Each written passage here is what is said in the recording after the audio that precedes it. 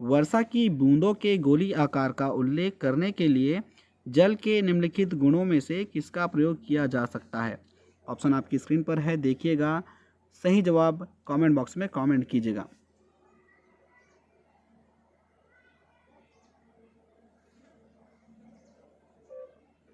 इसका सही जवाब होगा ऑप्शन 1 पृष्ठ तनाव। किसी भी द्रव की सतह पर एक तनाव बल कार्य करता है जिसे द्रव का पृष्ठ तनाव कहते हैं। इस तनाव के कारण द्रव की सतह का क्षेत्रफल कम हो जाता है।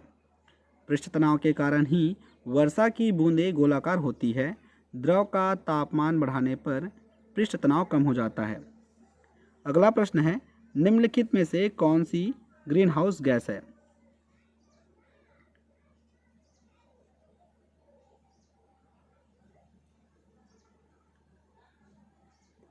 Carbon dioxide green house gas है। यह सूर्य विकिरण की पराबैंगनी तरंगों को अवशोषित करती है, जिससे पृथ्वी के वातावरण का औसत तापमान बढ़ जाता है। इस कारण ग्लोबल वार्मिंग उत्पन्न होती है। ऑप्शन 2 कार्बन डाइऑक्साइड सही होगा। निम्नलिखित में से कौन सी धातु खनिज नहीं है? जिप्सम एक धातु खनिज नहीं है। यह रासायनिक रूप से कैल्शियम सल्फेट डाइहाइड्रेट है, जिसका रासायनिक सूत्र CaSO4 इंटू 2H2O है। यह सफ़ेद क्रिस्टलीय ठोस होता है जिसमें जल के क्रिस्टलीकरण के 2 अणु होते हैं। अगला प्रश्न है, निम्नलिखित धातुओं में से कौन सा द्रव है?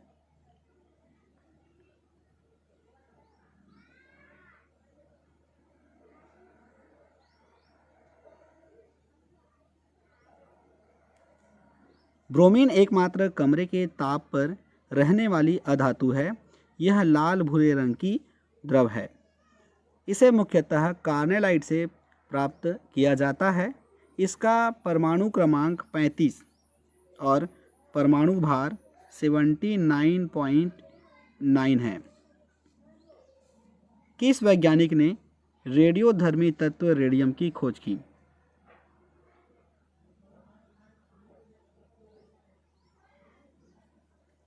रेडियोधर्मी तत्व रेडियम की खोज 1898 में मैडम क्यूरी ने पिच ब्लेंड नामक तत्व में की। किस कारण से स्टोन कैंसर होता है?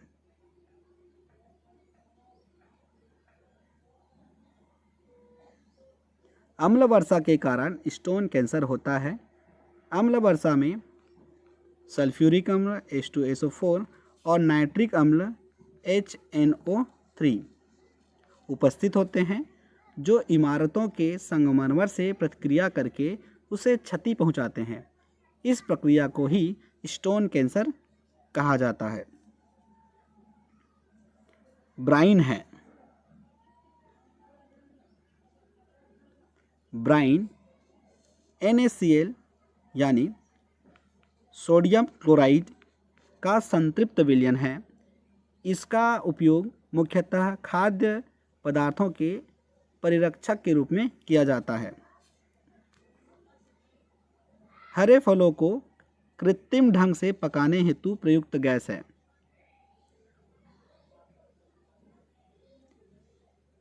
हरे फलों को कृत्रिम ढंग से पकाने में एसिटिलीन गैस का उपयोग किया जाता है। यह एक हाइड्रोकार्बन है जिसमें 2 त्रिबंध कार्बन और 2 हाइड्रोजन परमाणु से जुड़े होते हैं। वायु में नाइट्रोजन गैस का प्रतिशत है। वायु में नाइट्रोजन गैस का प्रतिशत 78.09 है। नाइट्रोजन का 20.95, ऑक्सीजन का 0.9393%, आर्गन 0.04, कार्बन डाइऑक्साइड तथा अन्य गैस निम्न मात्रा में पाया जाता है। ये क्वेश्चन रिपीट हो गया है, इसका सही जवाब होगा 78। ओजोन है, काफ़ी इंपॉर्टेंट प्रश्न है। ओजोन ऑक्सीजन का अपरूप है। ओजोन को हम O3 के रूप में लिखते हैं। रासायनिक रूप से यह त्रिपरमाणु गैस है। यह लगभग 20 किलोमीटर ऊंचाई पर सूर्य के प्रकाश की उपस्थिति में वायुमंडलीय ऑक्सीजन बनाती है। ओजोन परत भूपृष्ठ को पराबैंगनी विकिरणों से बचाती है। सही जवाब ऑप्शन 1। अगला प्रश्न है, एम द्रव्यमान के एक अणु का संवेग p है, उसकी गतिज ऊर्जा होगी।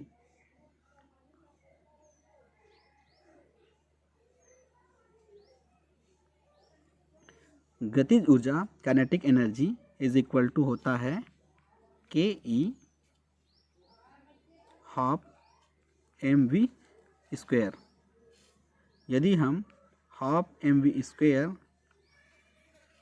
में एम और ऐड कर दे, द्रव्यमान ऐड कर दे, तो ये बन जाता है half m square v square upon m. K E हो जाएगा, यदि हम P is equal to P संवेग बराबर होता है एम वी, तो यहाँ पर हम रखें तो ये हो जाएगा P स्क्वायर अपॉन 2m। तो इसका सही जवाब निकल कर सामने आएगा option 4, P square upon 2m।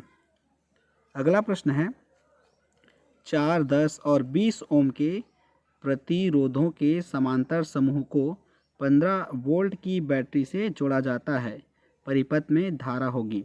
बताइएगा इसका सही जवाब क्या होगा।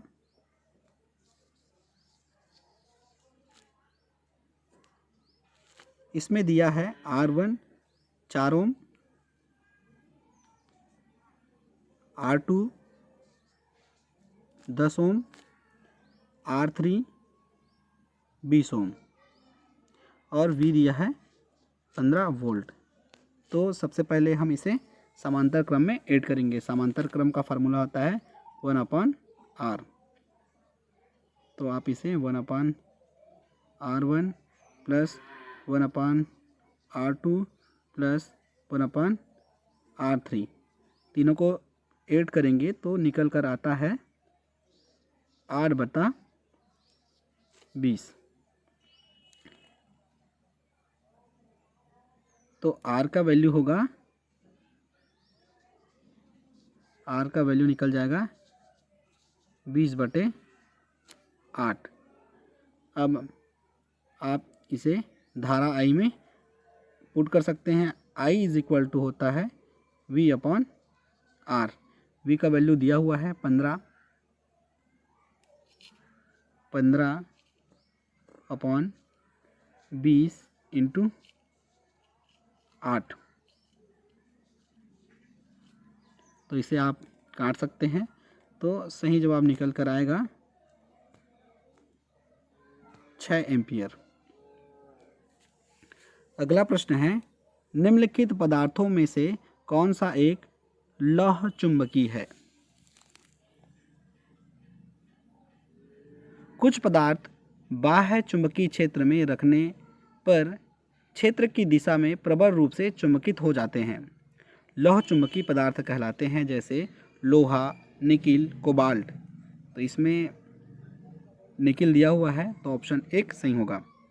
ध्वनि की चाल अधिकतम है, किसमें अधिकतम है, जवाब आपको बताना है। ध्वनि की चाल इस्पात में सबसे अधिक होगी, क्योंकि ध्वनि की चाल ठोसों में सबसे अधिक होती है। ध्वनि निर्वात में गमन नहीं करती। ध्वनि की चाल माध्यम की प्रत्यास्थता तथा घनत्व पर निर्भर करती है। यदि हम बात करें वायु में, तो वायु में इसका 332 मीटर सेकंड होता है। जल में 1483 और इस्पात में 5790। तो इसमें इस्पात दिया हुआ है ऑप्शन 4। ऑप्शन 4 दिया है, तो ऑप्शन 4 सही हो जाएगा। अगला प्रश्न है, जब कांच की एक छड़ को रेशम से रगड़ते हैं तब इस पर किस प्रकार का आवेश उत्पन्न होता है।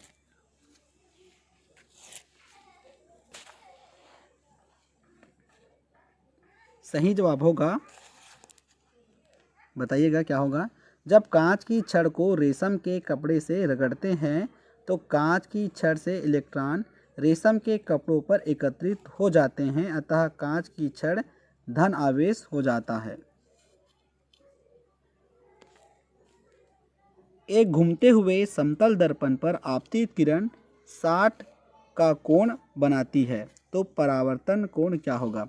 तो आप सभी को पता है कि आपतन कोण बराबर होता है परावर्तन कोण के, क्योंकि आपतित किरण जो है ये आती है वो समान मात्रा में कोण बनाती है। तो 60 बना रही है आपतित किरण, तो परावर्तित किरण कितना बनाएगा, वो भी 60 बनाएगा, क्योंकि आपतन कोण बराबर होता है परावर्तन कोण के। अगला प्रश्न है, निम्नलिखित में से कौन सा ऊर्जा का नवीनीकरण संसाधन है।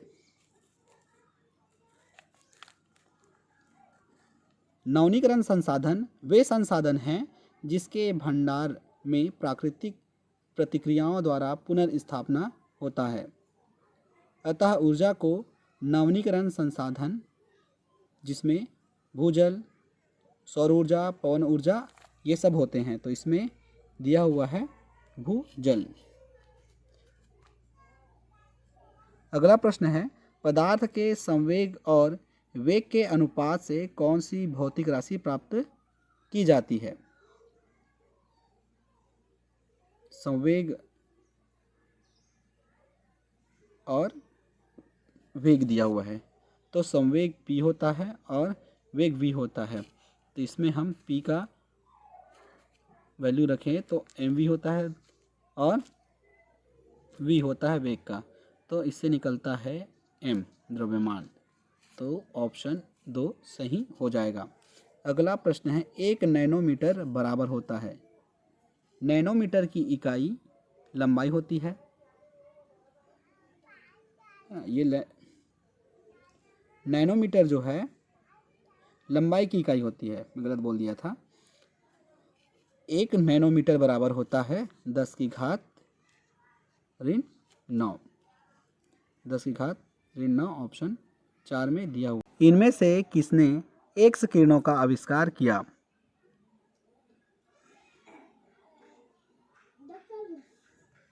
एक्स किरणों का आविष्कार जर्मनी में वुर्जसबर्ग विश्वविद्यालय के भौतिकी के प्रोफेसर विल्महेम केनेराइट राइटजन ने 1895 में किया था।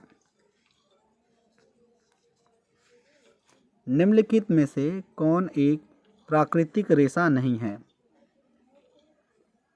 कॉटन, जूट और सिल्क ये तीनों तो प्राकृतिक है, ये पेड़ से प्राप्त होता है। एक्रिलिक ये जो है सिंथेटिक है, तो ऑप्शन 2 सही हो जाएगा। अदरक रूपांतरण है, जड़ का, पत्ती का, तने का, फल का, ये है तने का रूपांतरण।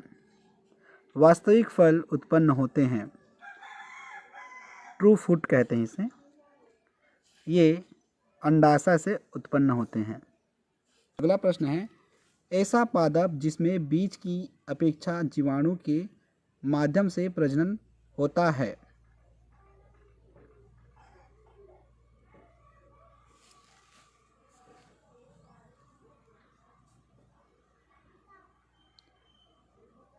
वे पादप जिसमें प्रजनन बीजाणुओं के द्वारा होता है, बीज द्वारा नहीं, वे फर्ण कहलाते हैं।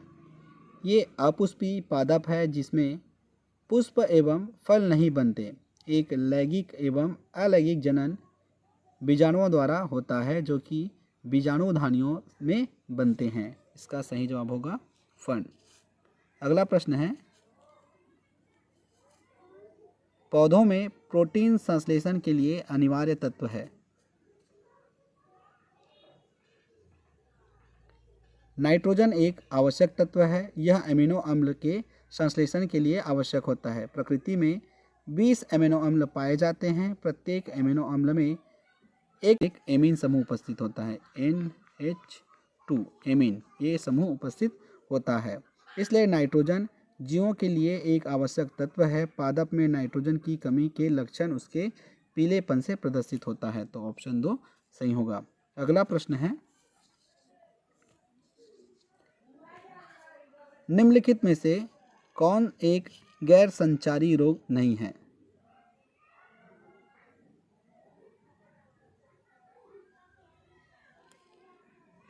हैजा एक असंचरित रोग है। ये जीवाणु जनित होता है जो संक्रमण जल एवं खाद्य पदार्थों के माध्यम से अस्वस्थ व्यक्ति से स्वस्थ व्यक्ति में संचारित होता है।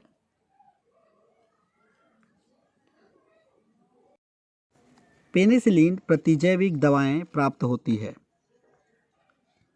पेनिसिलिन प्रतिजैविक दवाएं पेनिसिलियम नामक फफूंद से प्राप्त होती है। यह एक बहुकोशिकीय कवक है जो मृत खाद्य पदार्थों पर उगता है तथा विषमपोषी होता है। इसमें से कुछ ऐसे पदार्थ स्रावित होते हैं जो अन्य सूक्ष्म जीवों की वृद्धि को प्रतिरोध करते हैं। इन पदार्थों को प्रतिजैविक कहते हैं।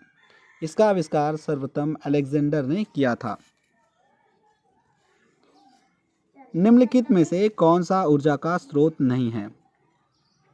प्रोटीन, वसा, विटामिन, कार्बोहाइड्रेट। विटामिन ऊर्जा के स्रोत नहीं है। विटामिन वे कार्बनिक पदार्थ होते हैं जो हमारे भोजन का आवश्यक भाग है। विटामिन वसा में घुलनशील ए, डी, ई, के तथा जल में घुलनशील बी और सी होता है। इसकी आवश्यकता सामान्य स्वास्थ्य बनाए रखने के लिए होती है। प्रोटीन, वसा एवं कार्बोहाइड्रेट से हमें ऊर्जा प्राप्त होती है। अगला प्रश्न है, डीएनए के कोडिंग सेगमेंट को क्या कहा जाता है? डीएनए के कोडिंग सेगमेंट को एक्सॉन कहा जाता है। डीएनए के न्यूक्लियोटाइड अणु 3 के समूहों ए, एडेनोसिन, ए, एडेनोसिन और थाइमिन, यू और जी इस क्रम में उपस्थित होते हैं। इसका सही आंसर होगा फिर एक्सॉन। अगला प्रश्न है, निम्नलिखित में कौन सा एक सूक्ष्म पोषक तत्व नहीं है? Sodium, copper, silicon, calcium. सही जवाब होगा सिलिकॉन। इसका जवाब आप लोग बनाकर बताइएगा। प्रश्न में पढ़ देता हूँ। यदि एक घन की प्रत्येक भुजा को दोगुना कर दिया जाए तब इसके संपूर्ण पृष्ठ के क्षेत्रफल में कितने प्रतिशत की वृद्धि होगी? ऑप्शन आपकी स्क्रीन पर है। इसका सही जवाब आप लोग नीचे कमेंट बॉक्स में कमेंट करके बताइएगा। Which language skills are receptive? Receptive का मतलब होता है हम प्राप्त करते हैं बाई नेचुरली। ऑप्शन देखते हैं, आपकी स्क्रीन पर है, देखिएगा और कमेंट कीजिएगा। लिसनिंग और रीडिंग ये जो है हमें नेचुरली मिलता है, इसे हम रिसेप्टिव लैंग्वेज बोलते हैं।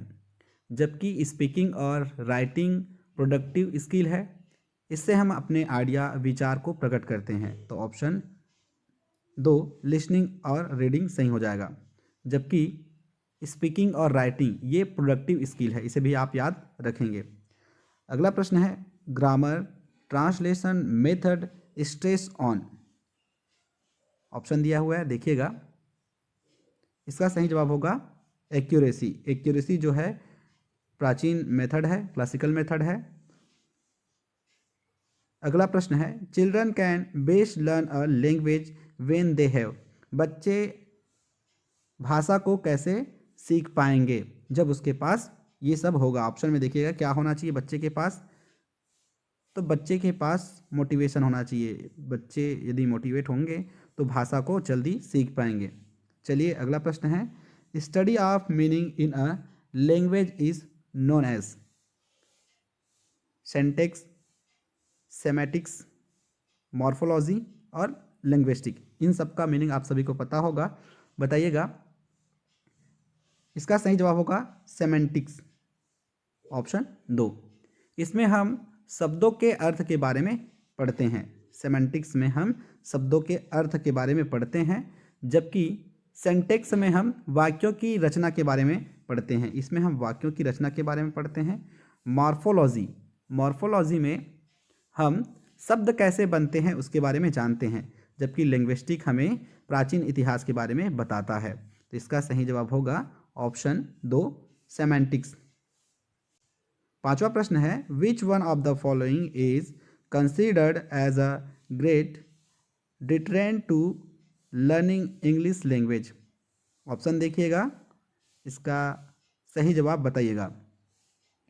तो इसका सही जवाब होगा lack of opportunity for peoples to listening and use English outside classroom. जब हम इंग्लिश बोलते हैं तो उसमें ज़्यादा से ज़्यादा अभ्यास करते हैं तो हमारा कॉन्फिडेंस भी बढ़ जाता है। तो ऑप्शन 3 सही होगा। There are 44 sounds in English. Out of this how many sounds are vowels and how many consonant respectively. अंग्रेजी भाषा में 44 साउंड्स है, जिसमें कितने वॉवेल्स है और कितने कॉन्सोनेंट है आपको बताना है। ऑप्शन आपकी स्क्रीन पर है। 44 साउंड में 20 वॉवेल है और 24 कॉन्सोनेंट है। इसे आप याद रखेंगे। और ये जो वॉवेल्स है उसमें प्योर जो है प्योर 12 है और बाकी 8 है, तो ये 20 हो जाता है और इसका सही जवाब होगा ऑप्शन ए। इथिमोलॉजी इज, बताइएगा इसका सही जवाब क्या होगा। इसका सही जवाब होगा science of knowing the organ of word. इसमें हम शब्दों की उत्पत्ति के बारे में जानते हैं। और ये जो इथिमोलॉजी है वो लिंग्विस्टिक का एक प्रकार है। लिंग्विस्टिक का एक प्रकार है, याद रखेंगे। इसका सही जवाब होगा 3। आगे बढ़ते हैं। Doctor West method less stress on. ये जो है एक प्रकार का नया मेथड है। इसमें हम साइलेंस रीडिंग करते हैं। साइलेंस मतलब बिना आवाज़ के। तो इसका सही जवाब होगा रीडिंग। 9वां प्रश्न है lesson plan is an example for. Lesson plan जो है टीचर बच्चों को किसी टॉपिक को पढ़ाने के लिए करते हैं और इसे रोज़ तैयार करना पड़ता है। यदि आप कोई टॉपिक पढ़ाना है तो उसे तैयारी करके जाते हैं। तो क्या होगा शॉर्ट टर्म प्लान। इसका उपयोग हम शॉर्ट टर्म प्लान के लिए करते हैं। अगला प्रश्न है example of authentic material is. Authentic material क्या हो सकता है देखिएगा, English reader, supplementary reader, newspaper, all of एबो। तो ऑथेंटिक मटेरियल जो है न्यूज़पेपर है। इसमें आपको सही जानकारी दिया जाता है। 11वां प्रश्न है the method of teaching English adopted at present in school curriculum. School curriculum में हम कौन से मेथड को अडॉप्ट किए हुए हैं। ऑप्शन देखिएगा, आपकी स्क्रीन पर है और इसका सही जवाब बताइएगा। तो हमने स्कूल कैरिकुलम में फंक्शनल कम्युनिकेटिव अप्रोच को अडॉप्ट किया हुआ है। तो ऑप्शन 2 सही हो जाएगा। अगला प्रश्न है direct method is also known as. Direct method को हम किस नाम से जानते हैं। तो डायरेक्ट मेथड को हम नेचुरल मेथड के नाम से जानते हैं। इसमें हम मदर टंग का उपयोग नहीं करते। इसमें हम इंग्लिश लैंग्वेज को बाय नेचर सीखते हैं। तो ऑप्शन 1 सही होगा। उसके बाद अगला प्रश्न है language acquisitions occur only when. बताइएगा लैंग्वेज एक्यूसेशन किससे अक्योर होता है। The child has exposure to the language. Option 3 सही होगा। अगला प्रश्न है comprehensive evaluation refer to assessment of. Option आपकी स्क्रीन पर है, देखिएगा।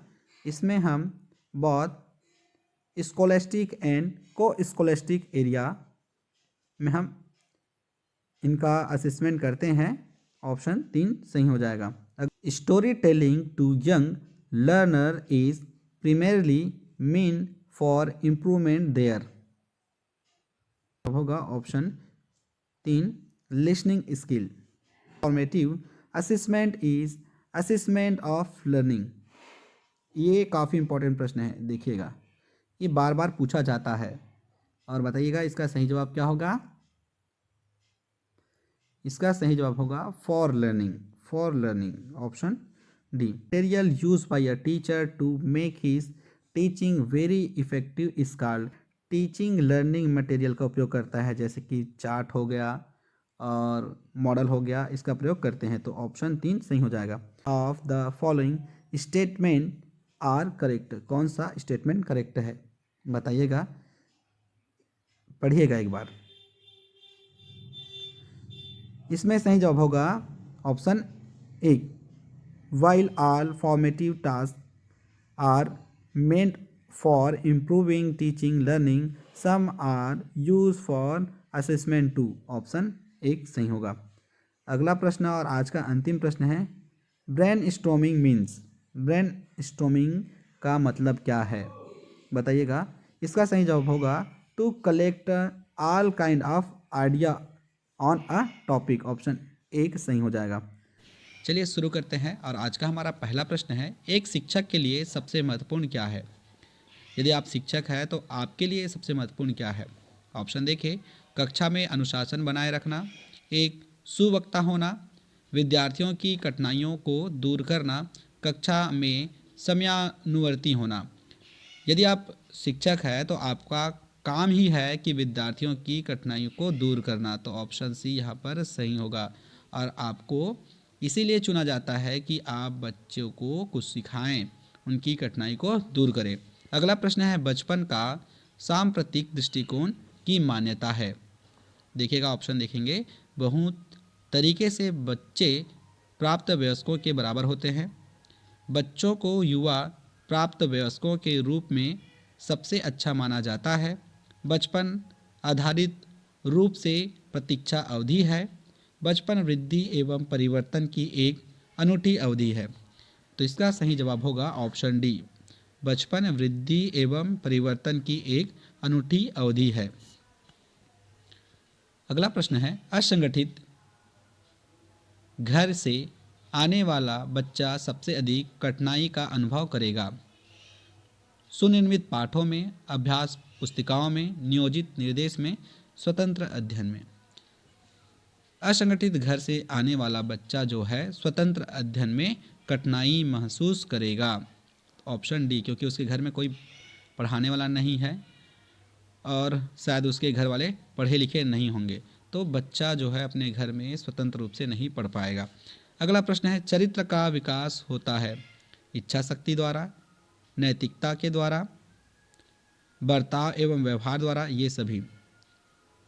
देखिए गया, चरित्र का विकास आप अपनी इच्छा शक्ति से भी कर सकते हैं, नैतिकता के द्वारा भी कर सकते हैं, बर्ताव और व्यवहार के द्वारा भी कर सकते हैं, इसलिए आप यहाँ पर ऑप्शन डी चुनेंगे। अगला प्रश्न है, शिक्षक का बर्ताव होना चाहिए।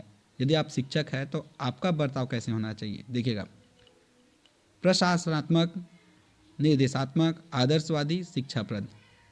ये काफ़ी इंपॉर्टेंट प्रश्न है और इसका जवाब काफ़ी लोग गलत आंसर भी लेंगे। इसका सही जवाब आदर्शवादी होना चाहिए। अगला प्रश्न है, बालिका शिक्षा को महत्व देना उचित है, इसका कारण है। बालिकाएं बालकों से अधिक बुद्धिमती है, अतीत में बालिकाओं को बुरी तरह से विभेदित किया जाता था, किसी सामाजिक परिवर्तन के नेतृत्व में केवल बालिकाएं समर्थ है, बालिकाएं बालकों से अल्पसंख्यक है। तो इसका सही जवाब ऑप्शन सी होगा, किसी सामाजिक परिवर्तन के नेतृत्व में केवल बालिकाएं समर्थ है। ये काफ़ी उपयुक्त आंसर है, ऑप्शन सी। अगला प्रश्न है, यदि कोई विद्यार्थी आपका सम्मान नहीं करता तो आप क्या करेंगे। उसे डांटेंगे, उसकी उपेक्षा करेंगे, परीक्षा में कम अंक देंगे, इनमें से कोई नहीं। तो इसका जवाब साथियों आप लोग कमेंट बॉक्स में कमेंट करके बताइएगा। ये काफ़ी इंपॉर्टेंट प्रश्न है और इसका जवाब क्या होना चाहिए आप नीचे कमेंट बॉक्स में कमेंट करके बताएंगे, क्योंकि आप टीचर बनने वाले हैं और इसका जवाब आपको होना चाहिए। अगला प्रश्न है, निम्न में से किस स्तर में बच्चे अपने समकक्षी वर्ग के सक्रिय सदस्य बनते हैं।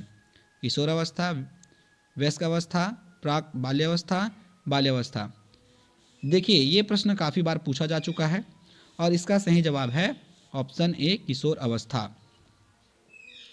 आगे बढ़ते हैं, एक सामान्य 12 वर्ष उम्र के बच्चे में सबसे अधिक होना संभव है? कुल प्रेरक समन्वय में कठिनाई, समकक्षी के अनुमोदन के लिए बेचैनी, अब और यहाँ में उसकी रुचियों को सीमित करना, वयस्कों को खुश करने के बारे में दुश्चिंता की अनुभूति। इसका सही जवाब होगा ऑप्शन बी, समकक्षी के अनुमोदन के लिए बेचैनी। अगला प्रश्न है, किसी विद्यार्थी की सबसे महत्वपूर्ण विशेषता है? उत्तरदायित्व की अनुभूति, आज्ञाकारिता, सहभागिता, ईमानदारी। इसका सही जवाब होगा आज्ञाकारिता, ऑप्शन बी। अगला प्रश्न है, बुनियादी स्तर पर मातृभाषा में शिक्षा देना बेहतर है क्योंकि यह बच्चों में आत्मविश्वास का विकास करेगा, प्राकृतिक वातावरण में बच्चों को सीखने में सहायता करेगा, बौद्धिक विकास में सहायता करेगा, अधिगम को सरल बनाएगा। इसका सही जवाब प्राकृतिक वातावरण में बच्चों को सीखने में सहायता करेगा, ऑप्शन बी। अगला प्रश्न है, शिक्षा का उद्देश्य होना चाहिए? विद्यार्थियों में व्यावसायिक कुशलता का विकास करना, व्यवहारिक जीवन के लिए विद्यार्थियों को तैयार करना, विद्यार्थियों को परीक्षा के लिए तैयार करना, विद्यार्थियों में सामाजिक जागरूकता का विकास करना। इसका सही जवाब होगा व्यवहारिक जीवन के लिए विद्यार्थियों को तैयार करना, ऑप्शन बी। अगला प्रश्न है, खिलौनों की आयु कहा जाता है? पूर्व बाल्य अवस्था को, शैशवावस्था को, उत्तर बाल्यावस्था को, ये सभी। खिलौने की आयु पूर्व बाल्य अवस्था को कहा जाता है, ऑप्शन ए। निम्न में से कौन सी पूर्व बाल्य अवस्था की विशेषता नहीं है? समूह दल में रहने की अवस्था, खेलने की अवस्था, प्रश्न करने की अवस्था, अनुकरण करने की अवस्था। इसका सही जवाब होगा खेलने की अवस्था। उत्तर बाल्य अवस्था में बालक भौतिक वस्तुओं के किस आवश्यक तत्वों में परिवर्तन समझने लगते हैं? द्रव्यमान, द्रव्यमान और संख्या, संख्या, द्रव्यमान, संख्या और क्षेत्र। ये काफ़ी इंपॉर्टेंट प्रश्न है और इसका सही जवाब होगा द्रव्यमान संख्या, ऑप्शन बी। हम करके सीखते हैं किसने कहा था?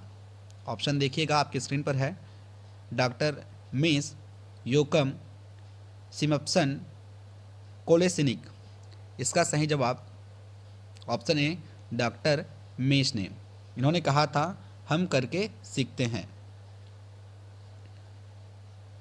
एक बालक काली गाय, काला कुत्ता तथा काली वस्तुओं को देखकर डरने लगता है। इस प्रकार के अनुबंधन में निहित है अनुक्रिया, सामान्यीकरण, अनुक्रिया, अनुबंधन, उद्दीपन, सामान्यीकरण, उपरोक्त में से कोई नहीं। तो इसमें उद्दीपक सामान्यीकरण होगा, ऑप्शन सी। अगला प्रश्न है, व्यक्तित्व का सामाजिक अधिगम सिद्धांत किसने दिया था? ऑप्शन दिया है बंडूरा और वाल्टर, डालार्ड और मिलर, कार्ल रोजर्स, युग। बंडूरा और वाल्टर ने व्यक्तित्व का सामाजिक अधिगम सिद्धांत दिया था। गोलमैन निम्न में से किससे संबंधित है? सामाजिक बुद्धि, संवेगात्मक बुद्धि, आध्यात्मिक बुद्धि, सामान्य बुद्धि। गोलमैन संवेगात्मक बुद्धि से संबंधित है। निम्न में से कौन सी बाल्यावस्था की एक विशेषता नहीं है? अभिवृद्धि में स्थिरता, सामूहिकता की प्रबलता, जिज्ञासा की कमी, समूह एवं खेलों में सहभागिता। इसका सही जवाब होगा जिज्ञासा की कमी। ये बाल्य अवस्था की विशेषता नहीं है। अधिगम अनुभव और प्रशिक्षण के परिणाम स्वरूप व्यवहार में परिवर्तन है, यह कथन किसके द्वारा दिया गया? गेट्स व अन्य, मॉर्गन और गिलीलैंड, स्किनर, क्रॉनबैक। इसका सही जवाब होगा गेट्स व अन्य। इन्होंने अधिगम अनुभव और प्रशिक्षण के परिणाम स्वरूप व्यवहार में परिवर्तन होता है, यह कथन दिया। अगला प्रश्न है, निम्न में से कौन सा शिक्षण अधिगम का स्तर नहीं है? स्मृति स्तर, अवबोध स्तर, परावर्ती स्तर, दूरवर्ती स्तर। इसका सही जवाब होगा ऑप्शन डी, दूरवर्ती स्तर। अगला प्रश्न है, निम्न में से कौन सा फ्लेडर की अंतःक्रिया विश्लेषण प्रणाली से संबंधित नहीं है? शिक्षक कथन, छात्र कथन, अभिभावक कथन, मौन। इसका सही जवाब होगा अभिभावक कथन। अगला प्रश्न है, स्टैनफोर्ड बिने परीक्षण मापन करता है व्यक्तित्व का, पढ़ने की दक्षता का, बुद्धि का, उपयुक्त में से कोई नहीं। बिने से आप याद रखेंगे बुद्धि का, तो ऑप्शन सी सही होगा। विकास के परिणाम स्वरूप नवीन विशेषताएं और नवीन योग्यताएं प्रकट होती है, यह कथन किसने दिया है? गेसेल, हॉलॉक, मेरेडिथ, डगलस और हॉलैंड। इसका सही जवाब होगा हार्लॉक। अगला प्रश्न है, पियाजे के अनुसार संज्ञात्मक विकास की तृतीय अवस्था निम्न में से कौन सा है? औपचारिक संक्रिया अवस्था, पूर्व संक्रिया अवस्था, मूर्त संक्रिया अवस्था, संवेगात्मक गामक अवस्था। ये काफ़ी इंपॉर्टेंट प्रश्न है, आप ध्यान रखेंगे। इसका सही जवाब होगा मूर्त संक्रिया अवस्था। अगला प्रश्न है, निम्न में से कौन सा विकास का सिद्धांत नहीं है? अनुकूलित प्रत्यावर्तन का सिद्धांत, निरंतर विकास का सिद्धांत, परस्पर संबंध का सिद्धांत, समान प्रतिमान का सिद्धांत। इसका सही जवाब होगा अनुकूलित प्रत्यावर्तन का सिद्धांत। बाकी ये तीनों विकास का सिद्धांत है। मूल प्रवृत्तियों को 14 प्रकार से किसने वर्गीकृत किया है? Drever, McDougall, Thorndike, Woodworth. इसका सही जवाब होगा मैड्यूगल। अगला प्रश्न है, बुद्धि के द्विकारक सिद्धांत का प्रतिपादन किसने किया? ये काफ़ी इंपॉर्टेंट प्रश्न है, ध्यान में रखेंगे। Thorndike, Spearman, Vernon, stern. इसका सही जवाब होगा स्पीयरमैन, ऑप्शन बी। अगला प्रश्न है, ग्रंथियों के आधार पर व्यक्तित्व के विभिन्न प्रकारों की चर्चा किसने की? Kretschmer, Jung, Cannon, Spranger. इसका सही जवाब होगा ऑप्शन ए, क्रेस्मर। अगला प्रश्न है, में से किसका नाम सुजनन शास्त्र के पिता से जुड़ा हुआ है? Crow, Galton, Roche, Woodworth. इसका सही जवाब होगा गाल्टन। अगला प्रश्न है, सीखने में प्रयास व भूल के सिद्धांत का प्रतिपादन किसने किया? Kohler, Pavlov, Thorndike, Gestalt. इसका सही जवाब थॉर्नडाइक है, ऑप्शन सी। क्रोध व भय प्रकार है, अभिप्रेरणा, संवेग, परिकल्पना, मूल प्रवृत्ति। इसका सही जवाब होगा संवेग का। विस्मृति कम करने का उपाय है? सीखने में कमी, सीखने की त्रुटिपूर्ण विधि, पाठ की पुनरावृत्ति, स्मरण करने में कम ध्यान देना। इसका सही जवाब होगा पाठ की पुनरावृत्ति। कोहलर यह सिद्ध करना चाहता था कि सीखना एक ऐसी स्थिति है जिसमें व्यक्ति पशु से श्रेष्ठ है, स्वायत्त यादृच्छिक क्रिया है, संज्ञात्मक संकार्य है, परिस्थिति के विभिन्न अंगों का प्रत्यक्षीकरण है। कोहलर यह सिद्ध करना चाहता था कि सीखना संज्ञात्मक संकार्य है, ऑप्शन सी करेक्ट हो जाएगा। अगला प्रश्न है, क्रिया प्रसूत अनुकूलन सिद्धांत का प्रतिपादन खाली स्थान ने किया था? ऑप्शन देख लेते हैं, पावलॉव, स्किनर, थॉर्नडाइक, कोहलर। इसका सही जवाब यदि आपको पता होगा तो नीचे आप कमेंट बॉक्स में कमेंट कर सकते हैं।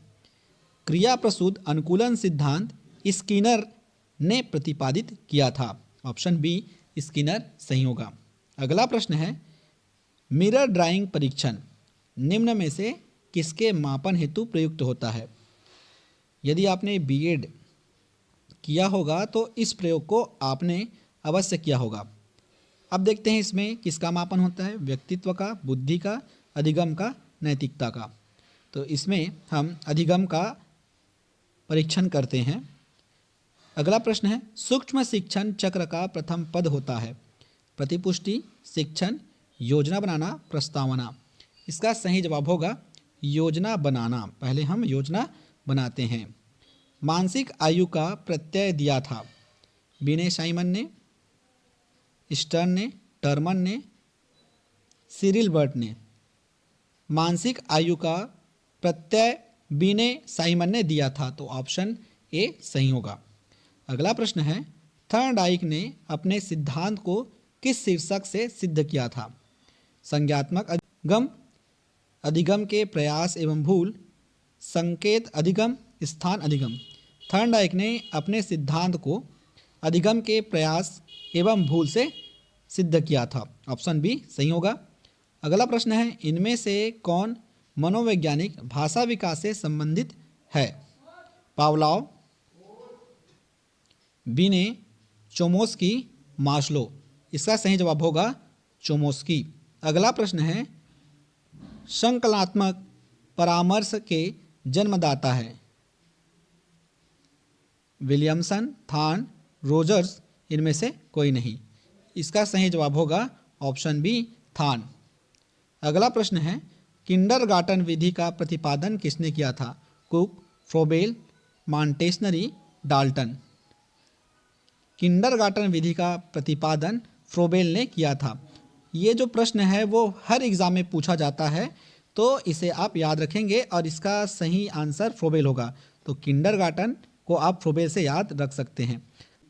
अगला प्रश्न है, डिसलेक्सिया संबंधित है लेखन संबंधी समस्या से, पढ़ने संबंधी समस्या से, गणितीय कौशल संबंधी समस्या से, वाक क्षमता संबंधी विकार से। डिसलेक्सिया पढ़ने संबंधी समस्या से संबंधित है। छात्र के वांछित व्यवहार के संशोधन हेतु सबसे प्रभावी विधि है? उसे माता पिता को सूचित करना, ये गलत है। आप डायरेक्ट उसके माता पिता को सूचित नहीं कर सकते। छात्रों को दंडित करना, ये भी गलत है। उसे नज़रअंदाज करना, ये भी बिल्कुल गलत है। अब ऑप्शन डी देखते हैं, अवांछित व्यवहार के कारणों का पता लगाना तथा उपचारों का सुझाव देना, ये बिल्कुल सही है। आप सबसे पहले कारण जानेंगे, कारण जानने के बाद उसका उपचार ढूंढेंगे, तो ऑप्शन डी यहाँ पर बिल्कुल सही उत्तर होगा। अधिगम का पठार है? अधिगम की समाप्ति, अधिगम में अवरुद्ध वर्धन, अधिगम में दोष, अधिगम में अवरोध। तो इसका सही जवाब होगा अधिगम में अवरुद्ध वर्धन। अगला प्रश्न है, निम्न में से कौन सा विस्मृति का कारण नहीं है? नहीं है पूछा गया है। सीखने में कमी, स्मरण करने की इच्छा, मानसिक द्वंद्व, सीखने की दोषपूर्ण विधियाँ। तो इसका सही जवाब होगा स्मरण करने की इच्छा। अगला प्रश्न है, जो संबंध स्किनर का चूहों से है एवं थर्नडाइक का बिल्लियों से था, वही संबंध था किसके साथ था? बंदरों से था, कुत्तों से, मुर्गियों से, वनमानुषों से। तो इसका सही जवाब होगा ऑप्शन डी वनमानुषों से। अधोलिखित में से गणित संबंधी अधिगम अक्षमता को कौन सा पद परिभाषित करता है? नीरसता संबंधी दोष, पठन दोष, गणना दोष, उपयुक्त में से कोई नहीं। तो इसका सही जवाब होगा ऑप्शन सी गणना दोष। अभिप्रेरणा का प्रत्याशा सिद्धांत किसके द्वारा दिया गया है? Victor Vroom, Maslow, Herzberg, Skinner. अभिप्रेरणा का प्रत्याशा सिद्धांत विक्टर ब्रूम के द्वारा दिया गया है। अगला प्रश्न है, CWSN का अर्थ है विशिष्ट आवश्यकता वाले बच्चे, मजबूत आवश्यकता वाले बच्चे, एकांगी आवश्यकता वाले बच्चे, मृदु आवश्यकता वाले बच्चे। CWSN विशिष्ट आवश्यकता वाले बच्चे हैं। अगला प्रश्न है, छात्रों में सही व्यवहार के प्रशिक्षण हेतु सर्वाधिक महत्वपूर्ण क्या है? पुरस्कार, प्रशंसा, दंड, सही व्यवहार का प्रस्तुतिकरण। तो इसका सही जवाब होगा ऑप्शन डी सही व्यवहार का प्रस्तुतिकरण। अगला प्रश्न है, द बिहेवियर ऑफ ऑर्गेनिज्म नामक पुस्तक के लेखक है पावलोव, स्किनर, हल, थॉर्नडाइक। तो इसका सही जवाब होगा स्किनर। अगला प्रश्न है, निम्न में से कौन सी कक्षा शिक्षण में जनतांत्रिक शिक्षण नीति नहीं है? अन्वेषण, व्याख्यान, योजना, मस्तिष्क उद्वेलन। कक्षा शिक्षण में जनतांत्रिक शिक्षण नीति व्याख्यान नहीं है। ऑप्शन प्रश्न है, शहद जिसमें शक्कर की उच्च सांद्रता पाई जाती है सड़ता नहीं है क्योंकि शहद में ऑक्सीजन का अभाव रहता है, अतः जीवाणु सक्रिय अवस्था में जीवित नहीं रह पाते। ये ऑप्शन तो बिल्कुल गलत है क्योंकि शहद में ऑक्सीजन होता है। दूसरा विकल्प देखते हैं, इनमें प्राकृतिक एंटीऑक्सीडेंट होते हैं जो जीवाणुओं के आक्रमण को रोक देते हैं। ये उपयुक्त आंसर नहीं है। उच्च परासरणी सामर्थ्य के घोल से पानी निकल जाने के कारण जीवाणु सक्रिय अवस्था में जीवित नहीं रह पाते। ये ऑप्शन बिल्कुल सही है और डी तो कोई विकल्प सही नहीं है बता रहा है, इसलिए इसका जो सही जवाब है ऑप्शन सी है, ऑप्शन सी, जिसमें उच्च परासरणी सामर्थ्य के घोल से पानी निकल जाने के कारण जीवाणु सक्रिय अवस्था में जीवित नहीं रह पाते। आगे बढ़ते हैं। सुरती मुर्रा, जाफराबादी और मेहसाणा किस पशु की प्रजातियां हैं? गाय, भेड़, भैंस, मुर्गी। तो इसका सही जवाब होगा भैंस। ये सभी प्रजातियां भैंस प्रजातियां हैं, भैंस के प्रजातियां हैं, सुरती मुर्रा, जाफराबादी और मेहसाणा।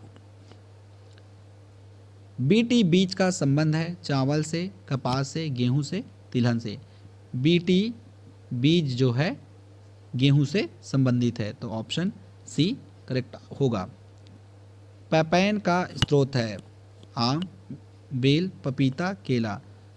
पैपैन का स्रोत पपीता है, तो ऑप्शन सी सही होगा। रेशम कीट अपने जीवन चक्र में किस चरण में वाणिज्यिक प्रयोग का तंतु पैदा करता है? लार्वा, अंडा, प्यूपा, पूर्ण कीट।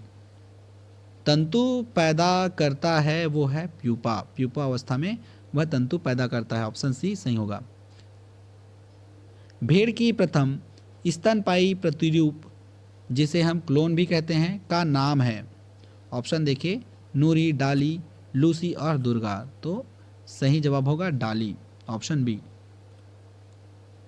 अगला प्रश्न है, लाल क्रांति जिसे अंग्रेजी में रेड रिवॉल्यूशन कहते हैं संबंधित है, किससे संबंधित है? मांस उत्पादन से संबंधित है या दूध उत्पादन से, ऊन उत्पादन से, गेहूं उत्पादन से? रेड रिवॉल्यूशन, रेड कौन होता है? मांस होता है, तो ये संबंधित है मांस उत्पादन से। लाल क्रांति मांस उत्पादन से संबंधित है। अगला प्रश्न है, मादा पशुओं में पिट्यूटरीन नामक हार्मोन का इंजेक्शन देने से क्या होता है? ऑप्शन यदि हम देखें तो इसमें दिया है, दूध की मात्रा बढ़ जाती है, दूध की मात्रा घट जाती है, दूध सूख जाता है, दूध सूख जाता है और दूध उतर जाता है। तो इसमें दूध जो है उतर जाता है, ऑप्शन डी सही होगा। अगला प्रश्न है, मादा पशुओं में बच्चे पैदा होते समय कौन सा हार्मोन अधिक सक्रिय होता है? इसमें ऑप्शन है प्रोजेस्टेरॉन, ऑक्सीटोसिन, एंड्रोजन, इनमें से कोई नहीं। तो इसमें ऑक्सीटोसिन हार्मोन्स अधिक सक्रिय हो जाता है। एक कुबड़ वाले ऊंट को क्या कहते हैं? Okapi, ibex, ड्रोमडेरी, elk. तो इसमें एक कुबड़ वाले ऊंट को हम ड्रोमडेरी कहते हैं। अगला प्रश्न है, दूध में वसा की मात्रा के अनुकूलन की प्रक्रिया को कहा जाता है? ऑप्शन देखिएगा, इसमें ऑप्शन दिया है विटामिन, फोर्टिफिकेशन, पाश्चराइजेशन, स्टैंडिजेशन, होमोजेनाइजेशन। तो इसमें सही आंसर होगा वो होगा ऑप्शन सी। ऑप्शन सी में दिया है स्टैंडिजेशन। दूध के समान रूप से वितरित रहने के लिए दूध में बासी वसा गोलिकाओं के आकार का ग्लोबुलर साइज को कम करने की प्रक्रिया को कहा जाता है?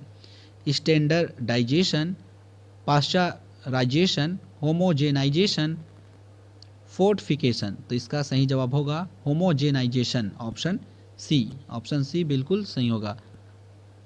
अगला प्रश्न है, बोविडी ओविस का वैज्ञानिक नाम है बकरी, गाय, भैंस, भेड़। तो इसका सही जवाब होगा भेड़, ऑप्शन डी। अगला प्रश्न है, निम्नलिखित में से कौन सी सही है? नर अगुणित होते हैं, कर्मी वर्कर बाध्य और द्विगुणित होते हैं, रानी रॉयल जेली पर पोषित हुए द्विगुणित लार्यों से विकसित होते हैं, ये लार्वा है ना। उसके बाद चौथा है, शहद नरों द्वारा संग्रहित निर्मित किया जाता है। नीचे दिए गए कूट का प्रयोग कर सही उत्तर चुनिए। तो इसमें सही उत्तर होगा 1, 2, 3। 1 भी सही होगा, 2 भी सही होगा और 3 भी सही होगा। ये चौथा जो ऑप्शन है वो बिल्कुल गलत है। नर जो है शहद निर्मित नहीं करता। 1, 2, 3 बिल्कुल सही होगा।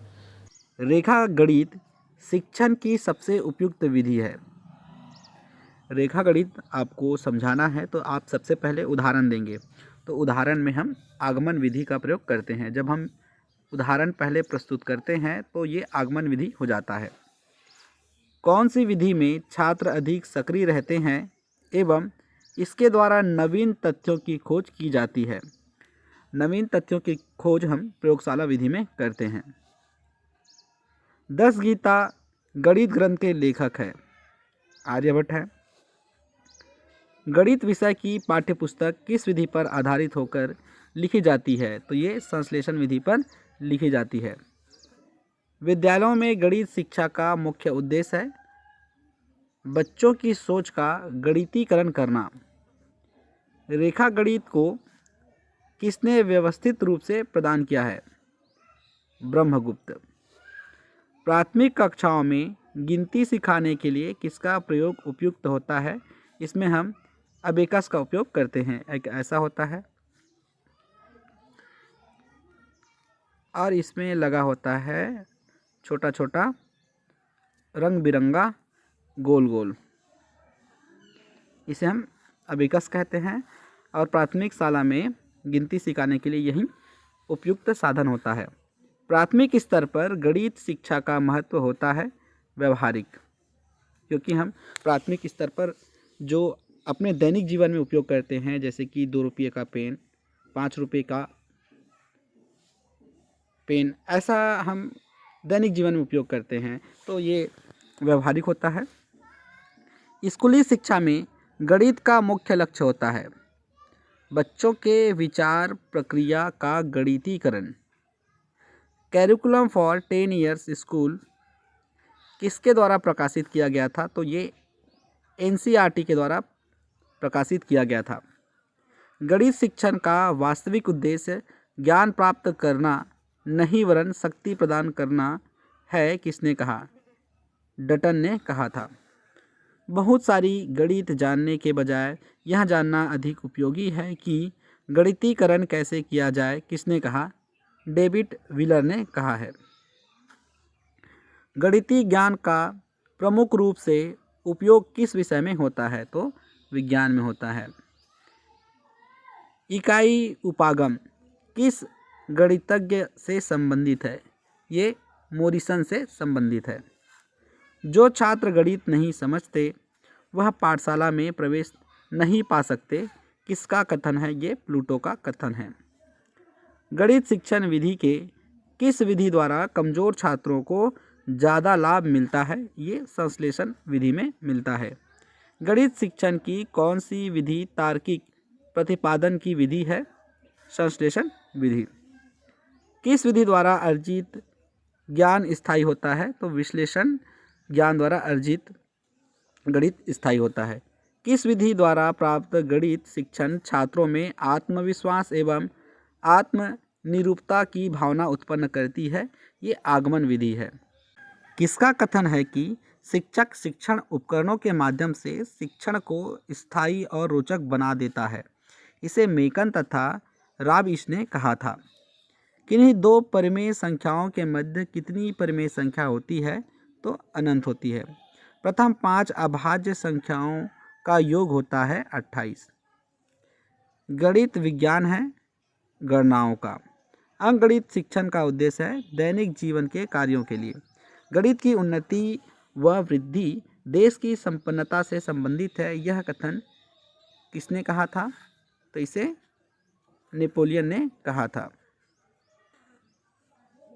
उच्च कक्षाओं में गणित की कौन सी विधि होनी चाहिए? उच्च कक्षाओं में हम पहले नियम बताते हैं, फिर सवाल हल कराते हैं। तो नियम पहले मतलब निगमन विधि, उदाहरण पहले मतलब आगमन विधि। गणित की सबसे प्राचीन शाखा है अंगणित। अज्ञात से ज्ञात की ओर कौन सी विधि होती है? तो अज्ञात है, उसको जानने के लिए हम निगमन विधि का प्रयोग करते हैं। किस विधि में उदाहरण सबसे पहले दिया जाता है? ये आगमन विधि में दिया जाता है। ये प्राथमिक स्तर के बच्चों के लिए प्रयोग में लाया जाता है। रेखा गणित के लिए उपयुक्त विधि है विश्लेषण विधि। ये जो प्रश्न है वो CGTET 2019 में पूछा गया था। इसमें हम प्रमाण से प्रत्यक्ष की ओर जाते हैं। निम्न कक्षाओं के लिए उपयोगी विधि है आगमन विधि। विशिष्ट से सामान्य की ओर कौन सी विधि होती है? इसमें हम आगमन विधि का प्रयोग करते हैं। लीलावती की रचना किसने की? तो इसे भास्कराचार्य द्वितीय ने की। गणित का सार संग्रह महावीराचार्य। गणित दिवस कब मनाया जाता है? अभी हाल ही में हमने मनाया है 22 दिसंबर को। किसके जन्म दिवस पर? श्रीनिवास रामानुज के जन्मदिन पर। मैथमेटिक्स सोसाइटी की स्थापना किसके द्वारा की गई? प्रोफेसर BN प्रसाद, जो कि इलाहाबाद के रहने वाले हैं। गणित विज्ञान की रानी है, यह किसने कहा? तो इसे गॉस ने कहा है। गणित की प्राचीन शाखा मानी जाती है अंगणित। समषटभुज में विकर्ण की संख्या 9 होती है। पाई कैसी संख्या है? पाई एक अपरिमेय संख्या है। गणित की प्रकृति कैसे होती है? तो तार्किक होती है, हम इसमें तर्क करते हैं। बताए गए नियमों को उदाहरण में प्रयोग कर पोस्ट करना किस शिक्षण विधि से संबंधित है? तो ये आगमन विधि से संबंधित है। ज्यामिति का संबंध किस क्षेत्र से है? तो मापन से है। ह्यूरिस्को का शाब्दिक अर्थ है खोज करना। ह्यूरिस्टिक विधि की खोज किसने की? तो आर्मस्ट्रॉन्ग ने की थी। ये भी काफ़ी इंपॉर्टेंट प्रश्न है। जीवन की किस गतिविधि में गणित का सर्वाधिक प्रयोग होता है? तो आर्थिक गतिविधि में। गणित शिक्षण की सहायक दृश्य सामग्री क्या होती है? तो श्यामपट्ट होती है, मॉडल, चार्ट, ये सब दृश्य सामग्री है। गणित को रोचक, सुग्राही एवं सरल बनाने के लिए आवश्यक है प्रभावशाली मनोविज्ञान। प्राथमिक स्तर पर गणित का क्या महत्व है? तो इसमें हम मानसिक रूप से समझते हैं और जानते हैं। उपलब्धि परीक्षण नैदानिक परीक्षण में अंतर है उद्देश्य का। मनुष्य के जीवन की गतिविधियों में गणित का सर्वाधिक उपयोग होता है, वह है सामाजिक और आर्थिक। सर्वाधिक प्रभावशाली शिक्षण विधि है प्रत्यक्ष अनुभव। हम प्रत्यक्ष अनुभव करके उसे अच्छे से समझ सकते हैं और उनके बारे में जान सकते हैं। गणित के अध्ययन से एक बच्चे में किस गुण का विकास होता है? बच्चे में आत्मविश्वास बढ़ती है, तार्किक सोच बढ़ती है और विश्लेषण करने की सोच उसमें बढ़ती है। गणित में किस विधि में हम प्रायः सूत्र तथा नियमों की सहायता लेते हैं? नियमों की सहायता लेते हैं, तो इसका मतलब है निगमन विधि। शून्य की खोज की थी आर्यभट्ट ने। सूत्र की रचना के लिए सर्वोत्तम विधि है आगमन विधि। शून्य की खोज किसने की थी? तो शून्य की खोज आर्यभट्ट ने की थी। सूत्रों की रचना के लिए सर्वोत्तम विधि है आगमन विधि। शून्य का प्रयोग सबसे पहले किसने किया था? तो ब्रह्मगुप्त ने किया था। गणित की प्रकृति होती है तार्किक। त्रिभुज के तीनों अंतः कोण का योग 180 अंश होता है। पंचभुज के सभी अंतः कोणों का योग कितना होता है? तो 540 होता है। विभाजन ई का उपयोग किसके लिए किया जाता है? रेखाखंड की लंबाई मापने के लिए। यह किसने कहा कि गणित सभी विज्ञानों का द्वार व कुंजी है? ये काफ़ी इंपॉर्टेंट प्रश्न है और इसे रोजर बेकन ने कहा है। सांख्यिकी में प्रसारण का विश्लेषण नामक विधि किसके द्वारा दी गई है? तो R.A. फिशर के द्वारा दिया गया है। गणित की मानसिक सिद्धांत के जन्मदाता माने जाते हैं प्लूटो। सबसे छोटी अभाज्य संख्या है 2। गणित में हासिल लेने की प्रक्रिया किसके द्वारा दी गई? श्रीधर के द्वारा दी गई है। पाई जिसका मान होता है 3.1416 का प्रतिपादन किसने किया था? तो आर्यभट्ट ने किया था। दो अभाज्य संख्याओं का महत्तम समापवर्तक एक होता है।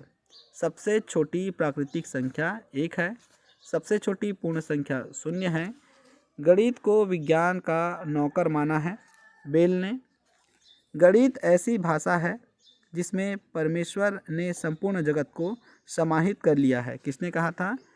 गैलीलियो ने। किसके अनुसार गणित सभ्यता का दर्पण है? हागबेन ने कहा है। विद्यालयों में गणित शिक्षा का मुख्य उद्देश्य राष्ट्रीय पाठ्यचर्या 2005 के अनुसार क्या होना चाहिए? बच्चों में चिंतन प्रक्रिया का गणितीकरण करना। प्राथमिक कक्षाओं के लिए गणित शिक्षण की सबसे उपयुक्त विधि है खेल मनोरंजन विधि। कौन सी विधि में छात्र के बजाय शिक्षण का केंद्र बिंदु अध्यापक होता है? व्याख्यान विधि में। व्याख्यान विधि में क्या होता है? अध्यापक जो है व्याख्यान देता है, उस व्याख्यान को बच्चे सुनते हैं, तो केंद्र बिंदु कौन होगा? अध्यापक होगा। नवीन प्रश्न को हल करने की सर्वश्रेष्ठ विधि मानी जाती है आगमन विधि। ज्यामिति की समस्या को हल करने की सर्वोत्तम विधि है विश्लेषण विधि। गणित शिक्षण के लिए खेल विधि का सबसे अच्छा उपयोग किसने किया? हेनरी कार्डवेल कुक ने। ये काफ़ी इंपॉर्टेंट प्रश्न है और ये बार बार पूछा जाता है। खेल विधि किसने प्रतिपादित किया था? तो कार्डवेल कुक ने किया था। थैंक यू दोस्तों। यह वीडियो आप लोगों को कैसा लगा कमेंट करके ज़रूर बताइएगा और इस वीडियो के लिंक को अपने दोस्तों तक ज़रूर शेयर कीजिएगा। इसी प्रकार के वीडियो के लिए आप हमारे चैनल पर बने रह सकते हैं और हमारे टेलीग्राम चैनल ज्वाइन कर सकते हैं जिसका लिंक डिस्क्रिप्शन बॉक्स में दिया हुआ है। धन्यवाद।